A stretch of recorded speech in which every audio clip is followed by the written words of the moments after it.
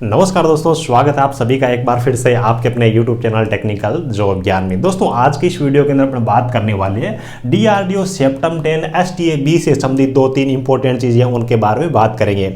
एक तो जो आपका टायर 1 का एग्जाम है उसकी आंसर की के बारे में बात करेंगे। टायर 1 का रिजल्ट कब तक आ सकता है और टायर 2 का एग्जाम हो वो कब तक हो सकता है। टायर 2 का एग्जाम बहुत ज़्यादा इंपॉर्टेंट है। एक चीज़ मैं आपको एडवांस में बता देता हूँ, आपका जो टायर 2 है उसके अंदर सिलेक्शन होने के उन बच्चों के काफ़ी ज़्यादा चांसेस रहेंगे जिनका टेक्निकल है वो थोड़ा सा भी ठीक ठाक है, और जो अदर एग्जाम है उनकी तुलना में आपके DRDO जो आपका जो STA-B है ये बनना आपके लिए काफ़ी ज़्यादा ईजी रहेगा। ईजी इसलिए रहेगा क्योंकि जो टायर 1 का एग्जाम हुआ है वो कम्प्लीटली नॉन टेक्निकल था, और कई बार ऐसा होता है कि नॉन टेक्निकल में जो स्टेट गवर्नमेंट के नॉन टेक्निकल एग्जाम की जो बच्चे तैयारी करते हैं, जो बच्चे SSC की तैयारी करते हैं, रेलवे के नॉन टेक्निकल पोस्टों की तैयारी करते हैं, उनका जो नॉन टेक्निकल होता है वो अच्छा होता है और वो टायर 1 को क्वालिफाई कर जाते हैं। लेकिन टायर 2 उनका मजबूत होता नहीं है, टायर 2 में उन्होंने टेक्निकल की तैयारी नहीं कर रखी होती है। तो हो सकता है आपके साथ में टायर 2 में इस प्रकार के कंपटीटर मिले जिनका जो टेक्निकल है वो बिल्कुल भी लो है। तो जिन बच्चों का टायर 1 का स्कोर ठीक ठाक रहा है उनको उम्मीद है कि हमारा टायर 1 पास हो सकता है। तो आप अपनी जो टायर 2 की तैयारी है, टेक्निकल की तैयारी, वो अभी से स्टार्ट कर दीजिए, क्योंकि आपके लिए हो सकता है थोड़ी सी मेहनत करने के बाद में भी आप STA-B है वो बन जाओ। हो सकता है आपके साथ इस प्रकार के कॉम्पिटिटर बैठे जिनका केवल नॉन टेक्निकल ही मजबूत था, टेक्निकल में उनको कुछ आता ही नहीं हो, है ना। इसलिए आप अपनी तैयारी है उसको तो जारी रखिए। और वैसे भी देखिए, अगर आपको जूनियर इंजीनियर लेवल की तैयारी करनी है, जेई अगर आपको बनना ही है तो टेक्निकल की तो तैयारी करनी ही पड़ेगी।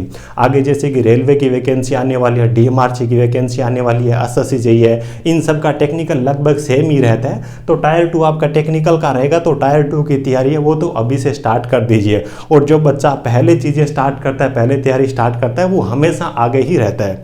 तो चलिए बात कर लेते हैं एक एक करके इन दो तीन चीज़ें इनके बारे में। देखिए, पहली चीज़ तो ये कि जो बच्चे आंसर की के बारे में पूछ रहे हैं, टायर 1 की आंसर की है वो सर कब तक आएगी। तो एक चीज़ मैं क्लियर बता दूं कि DRDO वो आंसर की जारी नहीं करता है, आपका डायरेक्ट रिजल्ट ही जारी होने वाला है। और रिजल्ट के अंदर भी आपका स्कोर कार्ड वगैरह कुछ भी शो नहीं होगा, केवल और केवल आपके रोल नंबर वहाँ पे आपको दिखाई देंगे भी आपने टायर 1 एग्जाम है उसको क्वालिफाई कर लिया है और टायर 2 आपका एग्जाम होने वाला है। तो यहाँ पर आपको रिजल्ट वगैरह शो नहीं करेंगे, आंसर की आपकी आने वाली नहीं है, तो आंसर की का आप वेट मत कीजिए। अब देखिए, दो इंपॉर्टेंट चीज़ें और अभी, टायर 1 का रिजल्ट कब तक आ सकता है और टायर 2 का एग्जाम हो वो कब तक हो सकता है, कितना टाइम हमारे को अब मिल सकता है, उसके बारे में बात कर लेते हैं। तो देखिए, थोड़ा सा अपन DRDO का सेप्टम 9 है, इनका जो रिकॉर्ड रहा है, जो शेड्यूल रहा है, थोड़ा सा उस पर अपन चलते हैं। और उसके बाद में अभी प्रेजेंट टाइम में जो कंडीशन चल रही है, इन दोनों के हिसाब से देखेंगे भी लगभग आपका एक्सपेक्टेड मंथ के बारे में बात कर लेंगे भी आपका एग्जाम है वो वहाँ तक हो सकता है। देखिए, कंप्लीट चीज़ों के बारे में तो अपने को तभी पता चलता है जब कोई भी डिपार्टमेंट अपनी ऑफिशियल वेबसाइट या ऑफिशियल कोई नोटिफिकेशन जारी करता है। लेकिन अपने को तैयारी करनी है, ये ऑफिशियल नोटिफिकेशन या फिर अपनी तरफ से कोई अपडेट देंगे तब तैयारी करने के लिए अपन काफ़ी ज़्यादा लेट हो जाएंगे। तो ये एक्सपेक्टेड मंथ के बारे में अपन यहाँ पे बात कर रहे हैं। वैसे तो देखिए, आपने यूट्यूब पे बहुत सारे वीडियो देखे होंगे, कोई बोल रहा है 10 दिसंबर को रिजल्ट आएगा, कोई बोल रहा है 15 दिसंबर को रिजल्ट आ रहा है, लेकिन रिजल्ट कब आएगा उसके बारे में तो कन्फर्म आपको कोई नहीं बता सकता। लेकिन अपन एक एनालिसिस कर सकते हैं पहले के रिकॉर्ड और अभी की कंडीशन के हिसाब से, वही अपन यहाँ पे कर रहे हैं। देखिए, टायर 2 के एग्जाम के अपन बात करें तो सबसे पहले अपन चलते हैं दोस्तों सेप्टम 9 पे अपन चलते हैं। सेप्टम 9 में STA-B के जो टायर 1 के जो एग्जाम हुए थे उन पे चलते हैं। टायर 1 के जो एग्जाम हुए थे उनके बारे में अपन बात करें तो टायर 1 के एग्जाम हुए थे लगभग 15 से लेकर के 18 दिसंबर तक, 18 दिसंबर 2018 तक इनके टायर 1 के एग्जाम हुए थे।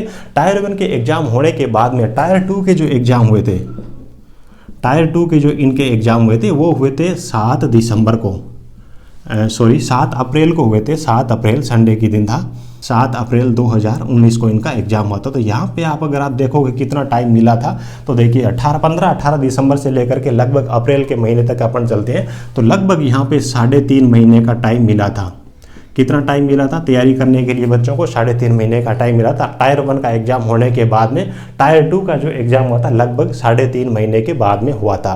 लेकिन इस बार की जो परिस्थिति है वो थोड़ी सी अलग है। पहली चीज़ तो ये है कि पिछली बार की तुलना में सेप्टम 9 की तुलना में अपना जो प्रोसेस है वो थोड़ा सा तेज कर रहे हैं। STA-B का एग्जाम भी इन्होंने बहुत जल्दी करवाया। टेक्नीशियन ग्रेड ए के एडमिट कार्ड भी बहुत जल्दी आने वाले थे। इनका जो प्रोसेस है वो पहले की तुलना में थोड़ा सा जल्दी चल रहा है। लेकिन यहाँ पे इनके साथ में दो दिक्कतें हो रही है। पहली दिक्कत तो ये है कि जो आपके टायर 1 के जो एग्ज़ाम हुए थे 12 से लेकर के 15 नवंबर तक जो एग्ज़ाम हुए थे, उनमें से 12 नवंबर वाला जो एग्ज़ाम हुआ था वो इन्होंने रिकंडक्ट करा है 24 नवंबर को, इसलिए थोड़ा सा टाइम फालतू लगेगा। और दूसरी चीज़ ये है कि भाई टेक्नीशियन ग्रेड ए है, उन बच्चों के एग्ज़ाम अभी हुए नहीं है, तो इनके एग्ज़ाम ये पहले करवाएंगे।